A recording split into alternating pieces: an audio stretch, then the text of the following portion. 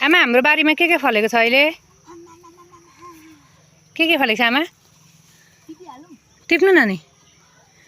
यो चाहिँ आमाको मेहनतको फल हेरौँ आज हामीले। सर्प हुन्छ गाइस, सर्प आमा चाहिँ डराउनु हुन्न, डन भनेर खुबै। आमा के टिप्नु भयो तपाईले अहिले आफ्नो बारीबाट लु भन्नु त?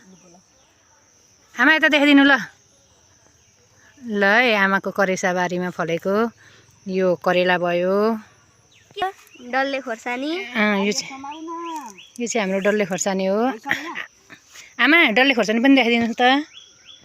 ल हेर्नुहोस् गाइज हाम्रो तराईमै पनि यो भाँचिएको हाँगो नाश हुन्छ भन्नुहुन्थ्यो।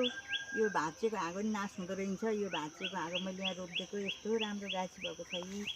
हेर्नुहोस् त कति फलेको छ डल्ले खोर्सानी। ल हेर्नुहोस् साह्रो यो कलम जस्तो भएर यस्तो भएर भाँचिएको हाँगो। ल हेर्नु खोर्सानीको बोट पनि भन्नुहुन्छ भने यहाँ त आँपकै बोट जत्रो छ। ल हेर्नुहोस् करेला त कति रहेछ न हौ।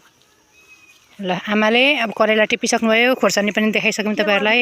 अब काँक्राको पालो हेर्नु है आमाले काँक्रा कति फलाउनु भएको रहेछ। ल आमा हेर्नुहोस् यहाँ मुनि मुनि बारीमा पसिसक्नु भएको छ। यहाँनिर कति चाहिँ फलेको छ काँक्रा भन्ने कुरो। ल हेर्नुहोस् है गाइज राम राम राम। यो कसले खाइसक्ने नि, कसले खाइसक्ने। ल हेर्नुहोस् करेला हेर्नुहोस् यहाँनिर। अब काँक्रा हेर्नुहोस्, काँक्रा हामी मुनि मुनि छिरेर गरिरहेछौँ। हेर्नुहोस् यहाँ यो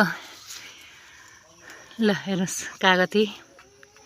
त्यही भएर गाइज गाउँ नै प्यारो, आफ्नो बारीमा फलेको ताजा खानेकुराहरू खान पाइन्छ बिना रसायनको।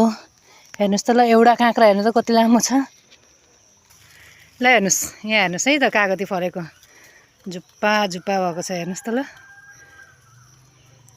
हाम्रो गाउँमा आमाले मेहनत गरेर के चाहिँ फलाउनु भएको छैन। एकातिर कागती हेर्नुहोस्, यहाँ घिरौला करेला। आफ्नो गाउँ भनेको गाउँ नै हो हेर्नु। त्यही भएर हामी लिन आएको छौँ आमालाई। आमाले फलाउने हामी चाहिँ सहरमा बसेर खाने भइराखेको छ।